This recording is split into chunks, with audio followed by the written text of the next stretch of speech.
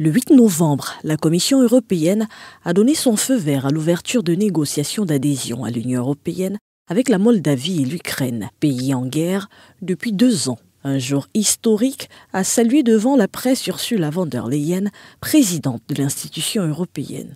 En réponse à cette recommandation, le président Zelensky a rappelé que l'histoire de l'Ukraine et de toute l'Europe prenait le bon chemin, vu de Kiev. Il a salué un pas historique entre l'Union et l'Ukraine. Laissé pour compte depuis le début du conflit Israël-Hamas le 7 octobre dernier, Kiev salue ce geste qui lui redonne le sentiment d'existence. Ruslan Stefanchuk, le président du Parlement ukrainien, a parlé d'une reconnaissance longuement attendue du progrès ukrainien vers une accession à l'Union européenne. Mais cette main tendue d'Ursula von der Leyen ne fait pas l'unanimité. Certains souverainistes européens ont en effet réagi à la recommandation d'Ursula von der Leyen d'ouvrir les négociations d'adhésion avec l'Ukraine, en rappelant la place que la corruption et les trafics en tout genre tiennent dans ce pays candidat. Une folie monumentale a réagi sur le réseau social X.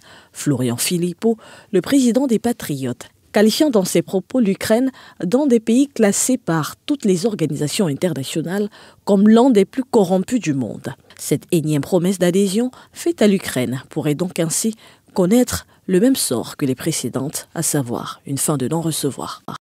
N'oubliez surtout pas de vous abonner et d'activer la cloche de notification pour ne rater aucune de nos prochaines vidéos.